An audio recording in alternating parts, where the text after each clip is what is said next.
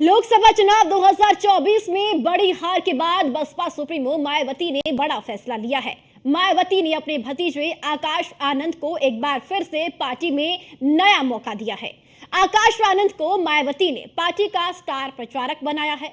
शुक्रवार को बसपा की ओर से सोशल मीडिया साइट पर एक पोस्ट डाला गया, जिसमें पंजाब और उत्तराखंड के विधानसभा उपचुनाव के लिए जारी किए गए लिस्ट में आकाश आनंद का नाम मायावती के बाद दूसरे नंबर पर है। आपको बता दें कि लोकसभा चुनाव 2024 के प्रचार के दौरान मायावती ने आकाश आनंद को पार्टी के सभी पदों से हटा दिया था। इन दोनों राज्यों में अगर विधानसभा उपचुनाव की बात करें तो 10 जुलाई को मतदान होना है। मायावती ने लिया बड़ा फैसला, आकाश आनंद की वापसी, उपचुनाव में बनाया स्टार प्रचारक,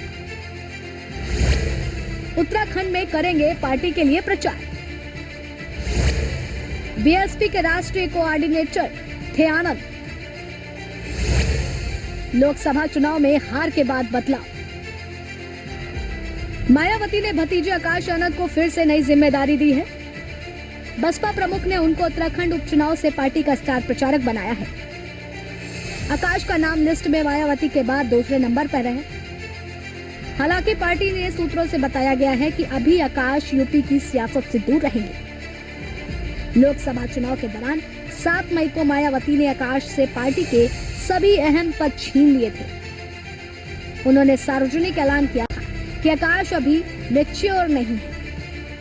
आकाश इसके बाद पूरे चुनाव में चुप रहे, उनका एक भी बयान सामने नहीं आया। आकाश की चुनावी सभाओं में बयानबाजी को लेकर के मायावती नाराज हुई थी। मायावती ने पिछले साल दिसंबर में ही आकाश को पार्टी का अपने बाद उत्तराधिकारी घोषित किया था।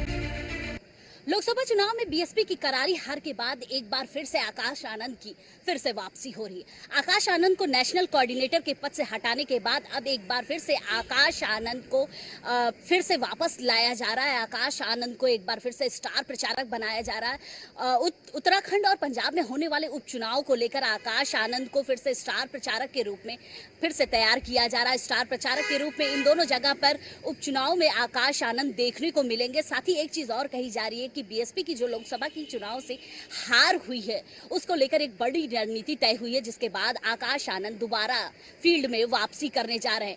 क्योंकि जो पहले समीक्षा बैठकें हुई उसमें आकाश आनंद के आक्रामक बिहेवियर की वजह से आकाश आनंद को बैकफुट पर लाया गया था। लेकिन एक बार फिर से आकाश आनंद फ्रंट पे आने जा रहे हैं। उनको स्टार प्रचारक के रूप में इन दोनों विधानसभा के उपचुनाव में फिर से उतारा जा रहा है। और ये चीज साफ तौर पर देखी जा रही है कि बीएसपी दोबारा से युवा चेहरे को लेकर सामने आएंगे, क्योंकि आकाश आनंद की जो फेमिंग जो बढ़ चुकी थी वो शायद जिसकी वजह से लोकसभा चुनाव में करारी हार हुई है बीएसपी को, उसकी अब जानकारी इनको हो चुकी है। समीक्षा बैठकों में ये सारी चीजें देखी गई, लेकिन अब फिर से आकाश आनंद की फिर से वापसी होने जा रही है और आकाश आनंद फिर से बीएसपी की नैया पार लगाने के लिए स्टार प्रचारक के रूप में इन दोनों विधानसभाओं में देखे जाएंगे।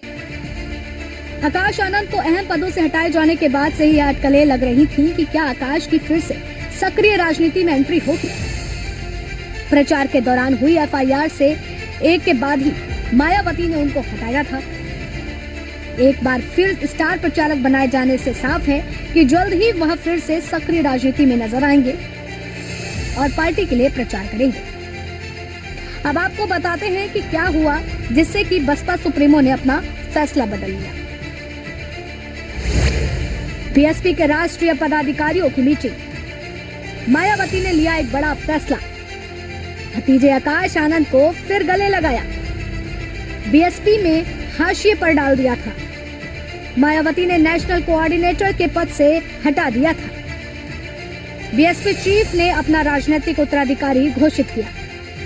2024 में बीएसपी ने हार के बाद लिया एक बड़ा फैसला, उत्तराखंड में विधानसभा की 2 सीटों पर करेंगे प्रचार।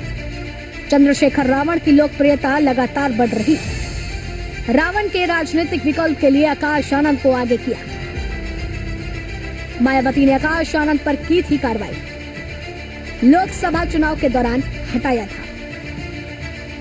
पॉलिटिकल एक्सपर्ट की मानते हैं कि मायावती अक्सर कांग्रेस पर हमला बोलती हैं। जिस तरह से सत्ताधारी पार्टी के खिलाफ मुखर होना चाहिए वह नहीं दिखता। इस कारण बसपा को बीजेपी की बी टीम का तमगाल मिला है। मायावती इस तमगे को हटा नहीं सकी। आकाश आनंद चुनावी रैलियों में केंद्र और प्रदेश सरकार की नीतियों के खिलाफ और बसपा सरकार के ऐतिहासिक कामों को बता रहे थे, लेकिन उन पर कार्रवाई कर दी गई। इसमें युवा वर्ग निराश हो गया। यही वजह है कि पार्टी का बेस वोटर भी इंडिया गठबंधन की तरफ खिसक गया। नतीजे आने से पहले और बाद में भी पार्टी के भीतर आकाश की वापसी की आवाज मुखर होने लगी थी। आज सुबह बसपा द्वारा 13 स्टार प्रचारकों की सूची जारी करी गई। इसमें दूसरे नाम पर जो नाम है वो आकाश आनंद का है। आकाश आनंद वही हैं जो 1 महीने पहले बड़े ही लोकसभा चुनाव में बड़ी तेज तर्रार भाषण के लिए फेमस हो गए थे। एकाएक उनको मायावती ने उत्तराधिकारी बनाया, अपना बसपा में कोऑर्डिनेटर का पद दिया और बहुत तेज़ी से उनको उभारा। लेकिन दिक्कत क्या हुई कि उन्होंने एक भाषण दिया जिसमें उनके ऊपर एफआईआर भी लॉन्च हो गई। तो मायावती जी ने विरोध ना हो आकाश आनंद का जो सूचनाएं आई, उस वजह से उनको बैक ट्रैक कर दिया और ये कहा कि अभी परिपक्वता नहीं आई है, अभी उतने सक्षम नहीं हुए हैं राजनीति में। लेकिन जब आज हम लोगों ने लिस्ट में नाम देखा तो उससे एक सीक्वेंस बनाने की कोशिश कर रही है मायावती जी, बसपा को रिवाइव करने की। देखिए, लोकसभा चुनाव में जो हुआ बसपा का हश्र, वो बसपा अपने सबसे निचले स्तर पे चली गई है। उसका वोट शेयर बहुत घट चुका है। जो शुरुआती दौर में वोट शेयर हुआ करता था उतना ही वोट शेयर उसका बच गया है। तो उसको रिवाइव करना और 2027 की चुनौती जो विधानसभा चुनाव उत्तर प्रदेश में है, उसमें उसको युवा चेहरे रखने हैं और ज़रूरी है आकाश आनंद जैसे लोग जो एक आक्रामक छवि के लिए जाने जा रहे हैं। एक बात और इसमें गौर करने वाली है कि अभी तक उनको कोई पद नहीं दिया गया है आकाश आनंद को। तो आने वाले समय में उनको क्या पद दिया जाता है, क्या फिर से उत्तराधिकारी बनाया जाता है कि नहीं, ये बड़ा सवाल है। आकाश ने लंदन से मास्टर ऑफ बिजनेस एडमिनिस्ट्रेशन की पढ़ाई की है। आकाश की शादी बसपा के पूर्व राज्यसभा सदस्य अशोक सिद्धार्थ की बेटी डॉक्टर प्रज्ञा से हुई है। 2017 में आकाश आनंद पहली बार सहारनपुर की जनसभा में मायावती के साथ दिखे थे। वे लगातार पार्टी का काम करते रहे। 2019 में उन्हें नेशनल कोऑर्डिनेटर बनाया गया। यह फैसला मायावती ने सपा के गठबंधन तोड़ने के बाद ही लिया था। 2022 के हिमाचल विधानसभा चुनाव में पहली बार आकाश आनंद का नाम स्टार प्रचारकों की लिस्ट में आया था। आकाश आनंद की पार्टी एक बार फिर से राजनीतिक तौर पर सक्रिय होंगे। इससे किसको फायदा होगा यह तो आने वाला वक्त ही बताएगा। और चलिए इस बुलेटिन में फिलहाल इतना ही। आप बने रहिए न्यूज़ 1 इंडिया के साथ। नमस्कार।